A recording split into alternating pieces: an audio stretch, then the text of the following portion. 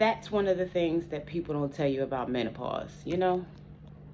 Hey, Nickie Brown here, no matter where you are and no matter what part of the world you're in. I hope that you're having a good day. So I'm here to talk about one of the things that many people don't like to talk about. I guess it's taboo. And then when people do talk about it, they tend to only focus on two things: hot flashes and the lack of a menstruation. But there's more to menopause than those two things. There are a lot of symptoms that are associated with it, and those symptoms can last for years. I know personally I started having hot flashes when I was 38, and they kind of progressively got worse over the years. And now it's kind of like full blown. I was told that if you don't have your menstruation for a year, that it's never going to come back, where I went a whole year and then it came back twice in 1 month. So everybody's body is different. I have another friend, we're a year apart, and she stopped having hers 10 years ago, but she's still having symptoms now. I know another lady who is in her 60s, and she says she still spots at least once a month as if her menstruation was going to come on. In addition to that, like yesterday, I kind of had a little bit of a scare, and it happened last week too. And I know where it's coming from, but it's still scary when it happens. I've started having heart palpitations. I was doing some manual labor at the time, and sometimes it's a lot. It's too much for the body. So you have to be careful and you have to take your time. Some of the other symptoms are like hormonal fluctuations. That's one of the reasons you could have the heart palpitations, right?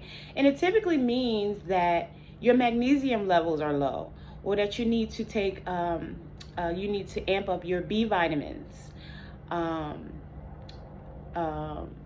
there's some other type of vitamin deficiency.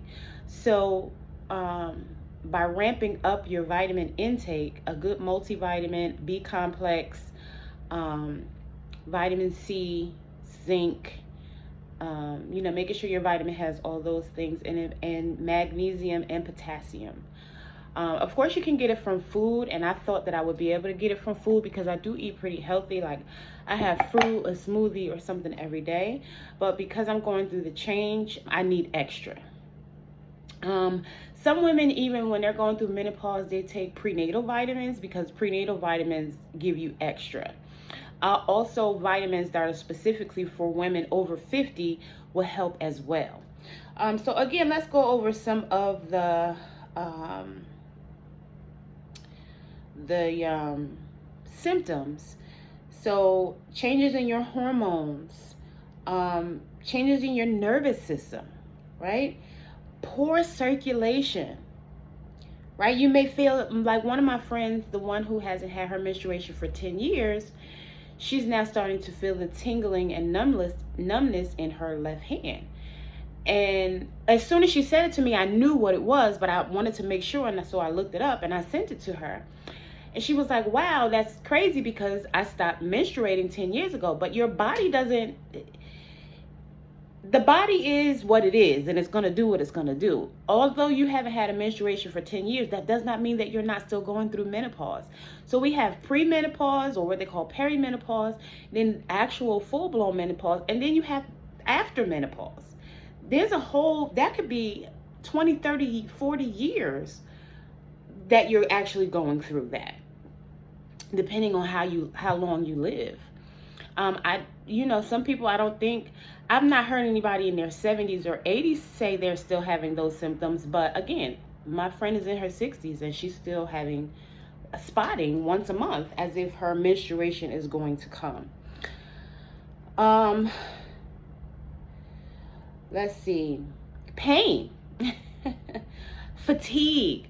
I feel tired all the time. And it's crazy because I have a lot of energy.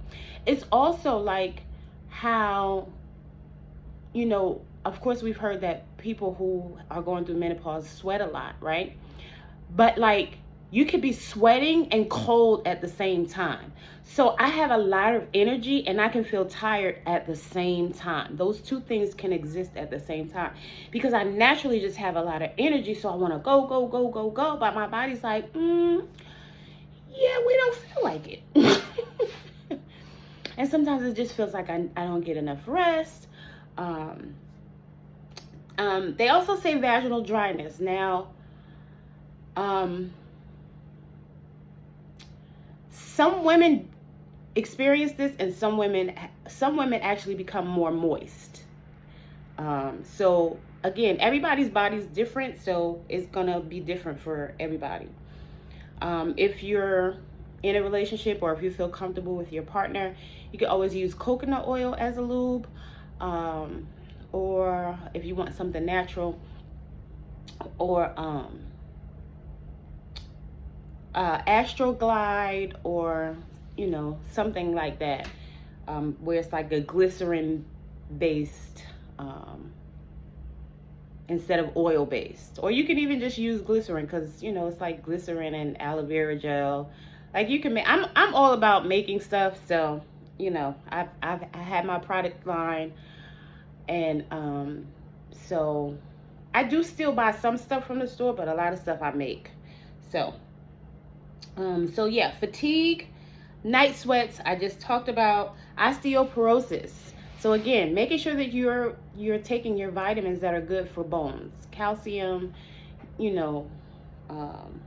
not milk, especially if you're lactose intolerant. You don't necessarily want to take milk, but drink milk, but there are, like, broccoli is good for your bones. There are a lot of fruits and vegetables that are good for your bones. So amping up, I always recommend that. Fresh fruits and vegetables, more than anything else, should fill your plate. If you're going to have protein, it should be the size of your fist. So it shouldn't be like a big, but again, I know people aren't going to listen to me. People are going to say, oh, you don't know what you're talking about. I can do whatever I want to do. And you absolutely can. This is just a suggestion. If you don't want to take it, you don't have to. It's your little red wagon. You can push it or pull it, as my friend India used to say. So, say hot flashes or sweating, waking up early or insomnia. It is hard to sleep. I just got finished talking about that as well. The absence of your menstruation. Oh, dryness or loss of scalp hair. Some people do lose hair strands during this time.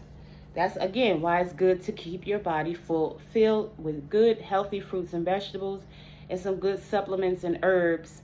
Like right now, I'm going to take me some burdock root.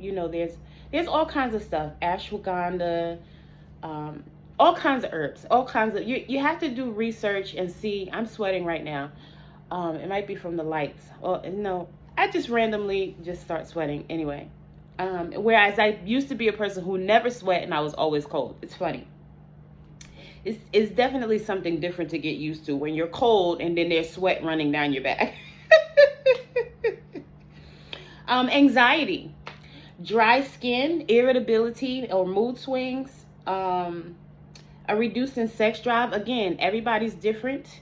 So some people say they have an increase in the sex drive and some people have a decrease. So everybody's bodies are different. So, but yeah, those are some of them. Oh, also there's tennis elbow, right? You may feel aches and pains within this joint area, this shoulder joint area, and it may just seem random. That's one of the symptoms of menopause, right? There are things that, again, people don't talk about. These are the things that people just don't talk about.